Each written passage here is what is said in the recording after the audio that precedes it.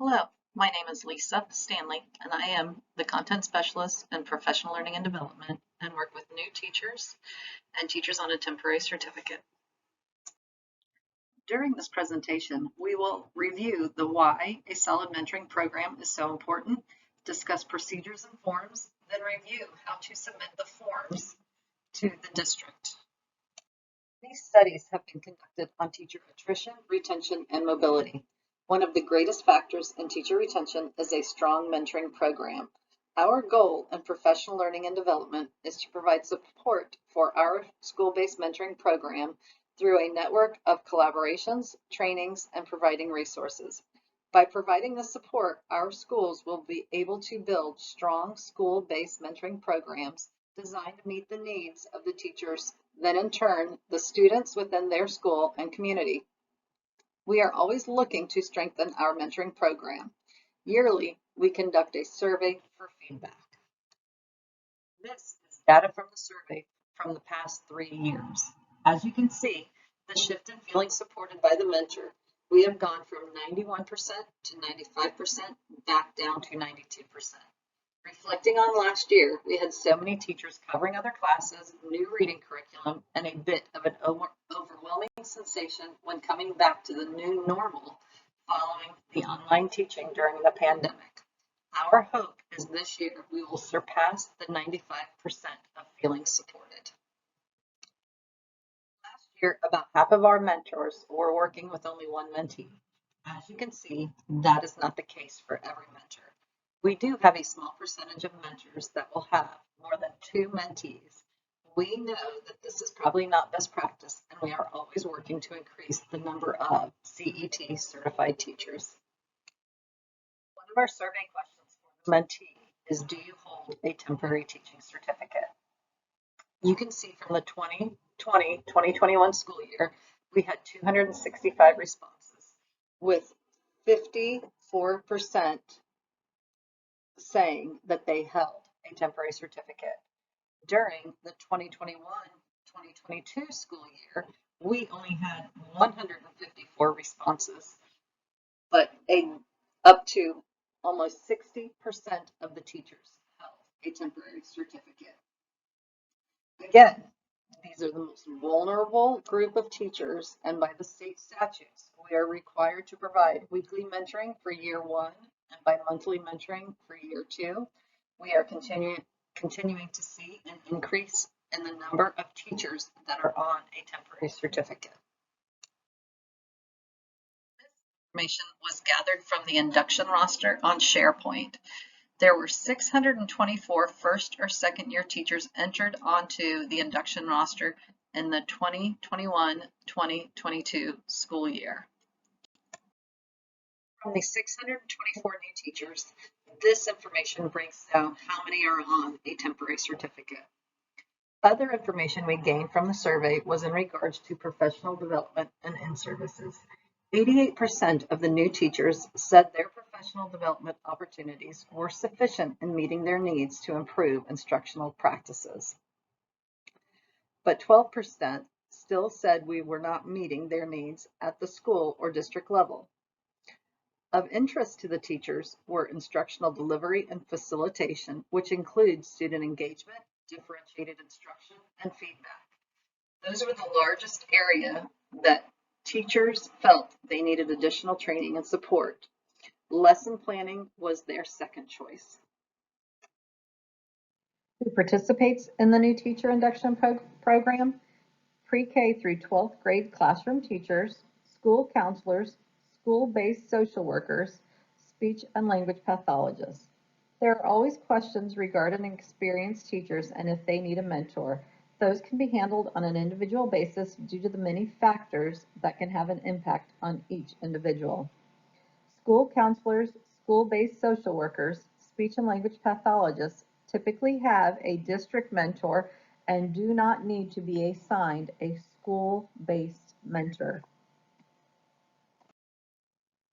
There are different types of mentees. You have year 1, which are instructional personnel, brand new to the teaching profession, coming from a university program with a professional certificate or currently working under a temporary teaching certificate. You have year 2 instructional personnel in their second year of teaching in our district. Remember, you might have questions regarding experienced teachers, and you can reach out to Dinah Kramer, Sharon Doucette Doran, or myself, Lisa Stanley, if you have any questions regarding whether a person should receive a mentor or not. The administrative contact at your school, usually your assistant principal at the elementary level or your 12-month curriculum assistant principal at the secondary level, will run a report from AS400 identifying your first and second year teachers. The administrative contact and/or the lead mentor teacher will work to assign the mentees to the mentor teachers using the clinical educator training list, as well as other factors including grade level, proximity, common students, etc. Another choice is to have the mentee choose who they would like to mentor them if they have the correct training complete.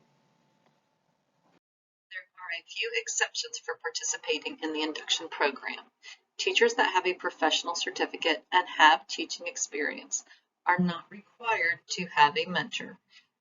Administration discretion may allow for new teachers with a professional certificate to be exempt from participating in the induction program.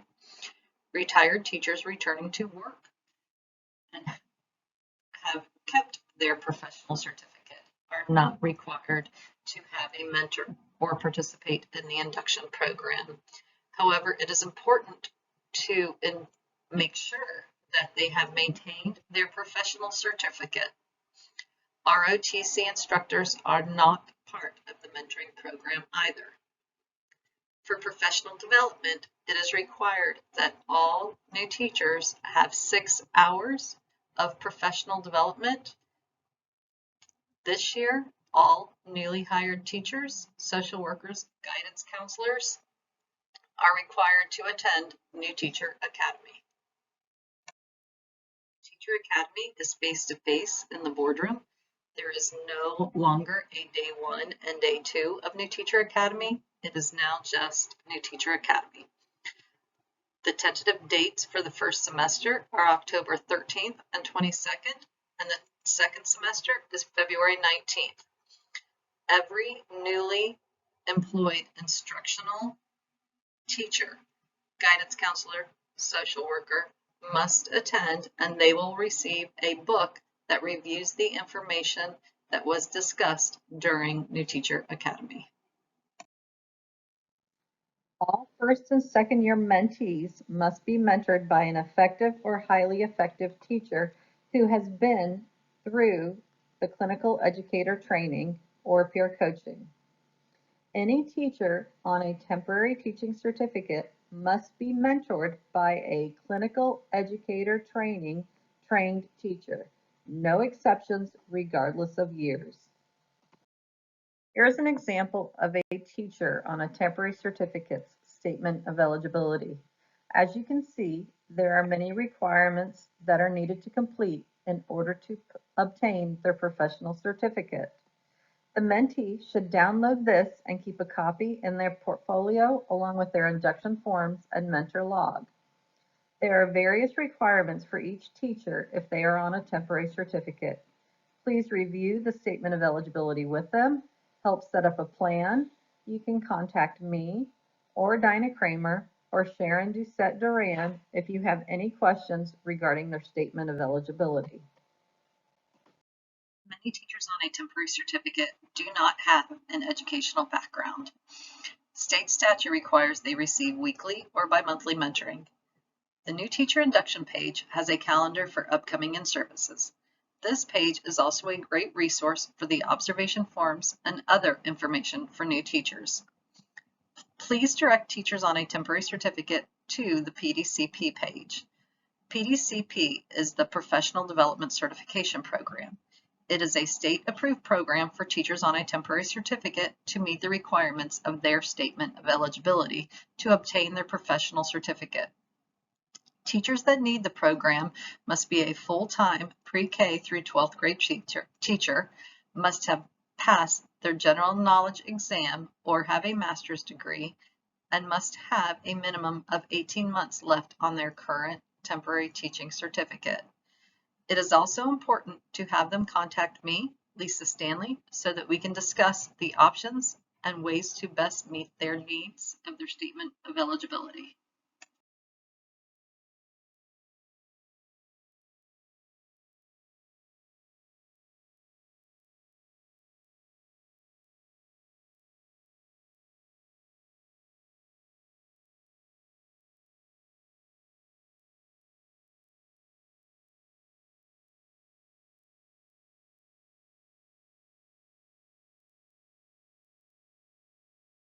There is a guidebook for administrators and mentors on the new teacher induction webpage. This book is only available on this page as there are changes occurring frequently, and it is most effective to update the site versus having to update handbooks and send them to the mentors and administrators. The Brevard Public School induction form is a document that the leading mentor will sign, the administration will sign, and the mentee will sign. I am asking that the information be completed correctly. Ensure you have the mentees and mentors' full legal name, not abbreviations, not nicknames. There are a ton of employees within this district, and it is very hard to track down correct teachers when it is not completed, when the forms are not completed correctly. Also double check the employee ID, plus verify if it is a year 1 or year 2 for induction and if the mentee is on a temporary certificate. This information is extremely important when reporting to the state or when applying for your stipend and for district completion for the new teacher induction. The program affidavit is very important. It is to be completed at the end of the induction program and verifies that all observations and mentoring have been completed. It is to be signed by the induction teacher, the mentor, and administrator. This form is used if a teacher requests an extension to their temporary certificate or if a teacher states they never had a mentor. The log is based on mentor and mentee feedback of what information would be most beneficial. It also meets requirements of the state statute for being mentored and the information that is to be shared. You can see on the bottom tabs, there is a form for year 1 and year 2. Mentoring can also include PLC meetings, meetings with district resource teachers, grade level or subject specific meetings can be included. Earlier I mentioned non-participation forms. Again, this is administrative discretion. It is for best practice for teachers with 3 or more years of experience and for those on a professional certificate. Copies of all forms are to be maintained at the school site for 5 years. I highly encourage mentees keep a copy of the forms for documentation of completion in the program. The lead mentor or administration contact will send the original to Professional Learning and Development. All forms will be filed in the mentee's employment folder. This is a quick reference chart for the induction requirements for the mentee. It is laid out by the expectations that the mentee has, the school-based mentor, the lead mentor, and the administrator. It also has professional development requirements, mentoring meetings, and observations on there. Remember, 6 hours of professional development are required each year of induction. This should include New Teacher Academy, Year 1, and job-specific professional development for Year 2. GIPA's handbook is located in Progo under the Resources tab on the right side of the page. You should review this with the mentee and go over some of the look-fors and the evaluation system. It also has information regarding observation expectations for teachers that are new or those who have transferred from out of state or county. The affidavit, mentoring log, and induction agreement original should be given to the lead mentor or administration contact. They will then make copies to keep at the school for 5 years. The originals will be sent to Professional Learning and Development to be filed in the mentee's employment file. I highly recommend the mentee keeps a copy as well. Some exciting news this summer. A Memorandum of Understanding was signed on July 29, 2022. It states that we are having a difficult time retaining teachers, and we know having a strong mentoring program will improve teacher retention. Mentors must have been assigned a mentee for more than 100 days to receive the mentoring stipend. All information is verified on the Mentor Teacher Supplement Request Form, which is submitted in April. The school principal will verify the information, and the school secretary will send it to the employment specialist for verification. Checks are then dispersed towards the end of May. Here is a chart of your new teacher induction support team. We all work within professional learning and development, and we are more than happy to support you or the new teachers. Please do not hesitate to reach out to one of us if you have any questions. My name is Lisa Stanley. I am a content specialist with Professional Learning and Development. If you have any questions, please do not hesitate to reach out to me through email or by calling my extension 11243. Thank you for being a mentor within Brevard Public Schools.